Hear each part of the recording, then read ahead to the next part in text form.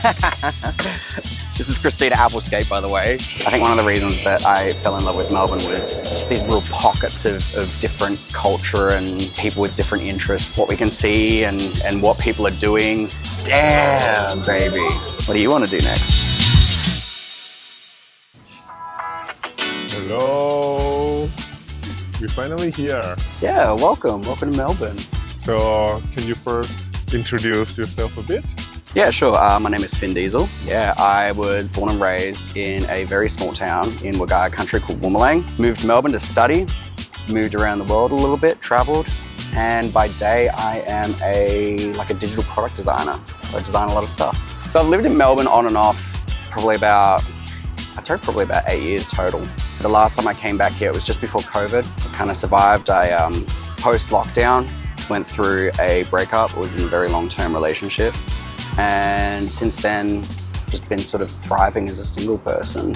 And what do you feel about Melbourne? That's always a tricky one, isn't it? I think I always just loved that my community's here. Like I've got 2 different queer communities that have just been so helpful for me to get through some of these tough times that have been happening for the last few years. And it's just easy to make a community here, and it's easy to establish the meaning of community for me, which I think is just incredibly important. Public transport is easy. It's easy kind of getting around, especially on a skateboard. Like, who would have thought?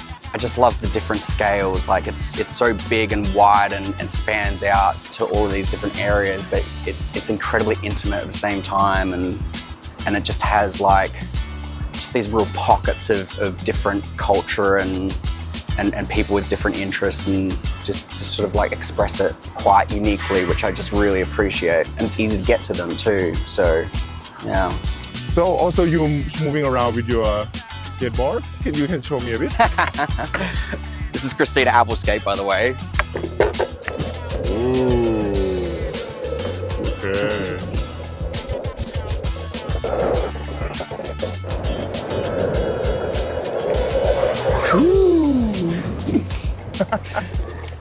So today, where are you going to take me on our first date?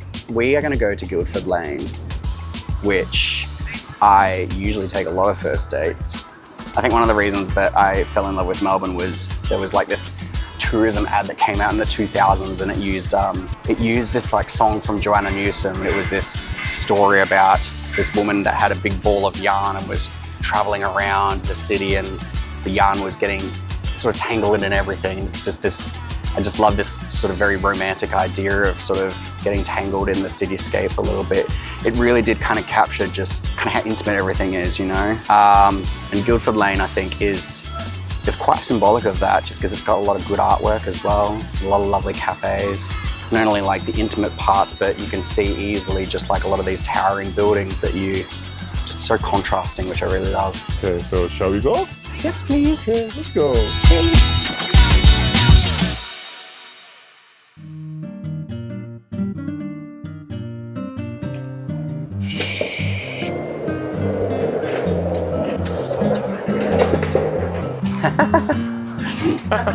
So fast.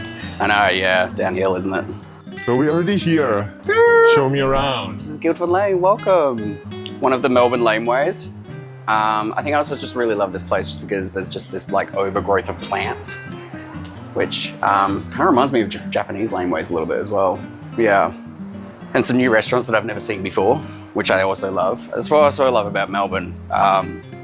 Just a massive fan of checking out new restaurants, just because I don't know, I just love food so much, especially different food. This is where I usually go with people. It's called Crimper.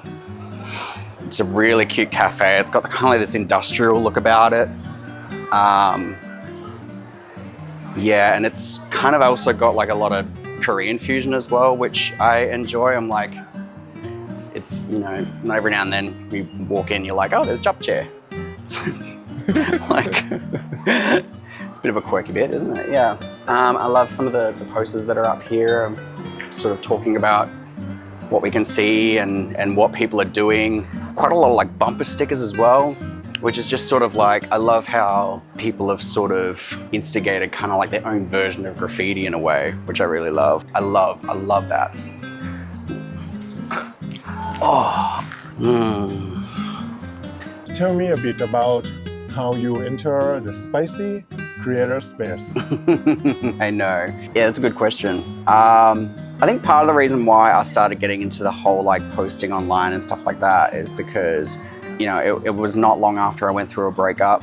We were together for 7 years, and he was, you know, he was an incredible cheerleader for my body, no matter how it looked. Just a huge fan of it, very body positive person, and was just so very supportive of me, no matter how I looked, which I really loved. It was a great relationship, but unfortunately it did have to end. Once the relationship ended, it got to a point where I was by myself, and I was like, ooh, I don't know how to do this for myself. Like, I don't know how to support myself, and I don't know how to say positive things about my body and do these, like, just not be so like self-detrimental or something like that, or just be like negative about myself, you know, just because it's just not really much time to be negative about how you look, how much you go to the gym and whatever. So I started posting and was just, you know, just being like, you know, I don't care if no one likes this or like 5 people like it. Didn't really care what kind of interactions or how many people liked it. And then the followers started to pick up. I'm always incredibly grateful for how many followers that I have, even if it's like 500 to where I'm sitting now, which is just a little bit over 12,000, which I'm like, that's fantastic. That's quite a lot of people. And so now I think what I want to do with it too is just sort of like uplift other people as well. Uplift other people that aren't necessarily represented in sort of image-based media, you know? You know, it doesn't cost me anything to just sort of reach out and reshare and like something and comment and share that positivity with people, just because it did take me a little while to learn. And sometimes, you know, sometimes I slip up and have these sort of doubts about myself and how I look. I think there's just something about, you know, where I am now in comparison to where I was, and then using the power that I have now to uplift other people in their journey as well, which I love. Yeah. How long have you been doing this? A little over 2 years. Posting on X, aka Twitter, been posting for a little over 2 years. And the whole Instagram thing, I kind of keep that separate but together at the same time. It's the same kind of like spicy stuff, but obviously censored. Yeah, about 2.5 years, I think. And I saw on your Instagram that you identified yourself as a gender fluid. Can you explain it to me? Like, assume that I don't know anything about it. How would you explain that? Yeah, it's interesting, isn't it? We've got quite a lot of terms sort of floating about where we are that aren't just the binary, and I think that's kind of really interesting. The reason why I didn't go with non-binary was because I didn't really resonate with the idea that I was defying both a little bit. I go through a lot of moods, you know. Usually how I wake up in the morning, it's usually kind of what music I listen to, which is quite persuasive, but it depends on what mood that I wake up, that I'm feeling a little bit more femme, a little bit more masculine. But it all really started when I was a kid, growing up in a very small town. For some reason, any thought or idea, I would always identify it as a woman, which I thought that was really interesting. And growing up, I was definitely okay with what I saw in the mirror. I definitely was okay with seeing, you know, a beard and seeing sort of very traditionally male features. But in my head, it was always just the voice of a woman. And I thought that was really kind of interesting. And I kind of picked up on that a couple of years ago. And a lot of gender fluidity, it doesn't have to be expressed through clothing, or it doesn't have to be expressed through makeup or feminine ideas. It can be expressed something as simple as video games. And I found video games to be quite helpful with expressing my gender fluidity. Like, my favorite Tekken character, Tekken the fighting game, her name is Anna. And I just really resonate with her as like controlling her as a female character, just because I really identify as her. Slutty, but impractical, but diabolical, yet glamorous. Play her in Tekken, and it's just sort of like I'm dressing this character that I really deeply resonate with, you know? So what's your opinion about the beauty standard that we may have right now? Yeah, I'm wondering where you picked up this question from. It's interesting. I feel like every image-based industry, it just has this sort of saturation of what the ideal body type is. And I feel like it's their job to really reinforce that and push that down our throats because they know that they're making money off of our insecurities. And by gatekeeping image-based industries from people that look different to the white male, lean, fit, bodied person, that's kind of what they're trying to do. And there's been a lot of push and pull when it comes to that sort of stuff. It's very disheartening because that's just not how reality is. You know, I think there's an incredible attractiveness and beauty that we can see in everyone, no matter what race, what gender you identify as. A lot of plus size people are out there really trying to make themselves be seen, but they're fighting against the currents of these beauty standards that are being enforced by everyone. And it's quite disappointing that we can't really use our platforms to uplift people and kind of question the authority of what is beautiful. You know, it's clearly not what's being constantly photographed or put in porn or put in these images. It's beauty in a lot of, you know, diversity. I'm a very self-reflective person, incredibly introspective, almost constant. I'm always trying to sort of wonder, you know, how my page can do better. Not better in terms of subscribers and revenue and stuff like that, but diversity is always on the top of my list. And if we're treating this industry like a business, then we need to start thinking about the human resources and the equality and the equity. It just really starts to be that kind of regurgitated, thin, white, male, conventionally attractive aesthetic, and it doesn't change much. Okay, so what should we do next? I am craving a coffee, I think. We're in Melbourne, so you need to have a coffee. Of course. Let's go. Let's go. Do they have matcha? Of course. Yes. It is kind of a Korean cafe anyway, so they probably have a pretty decent matcha.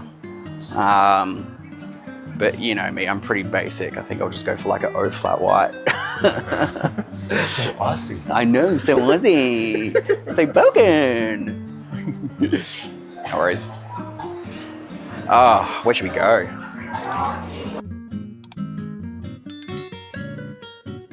So, I haven't had one in a while, but I'm thinking of ordering a Magic. Really strong. Crazy strong. Not sure. It should be fine. I drink a lot of coffee anyway, so it's my favorite place. Well, one of my favorite places. What do you like about this place? I just like that it's on one of my favorite laneways, and I just love this exposed brick. I love the menu as well. The menu's kind of interesting but not interesting. It's cafe but with a slight different twist. It's not gauche or over expensive or even too expensive. You know, I'm not usually a huge industrial person, but you know, yeah.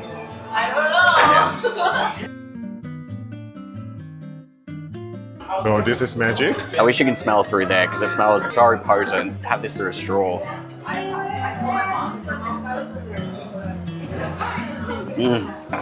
I can see caffeine run through your veins.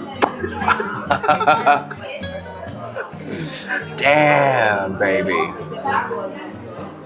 I'm gonna be up all night. Yeah.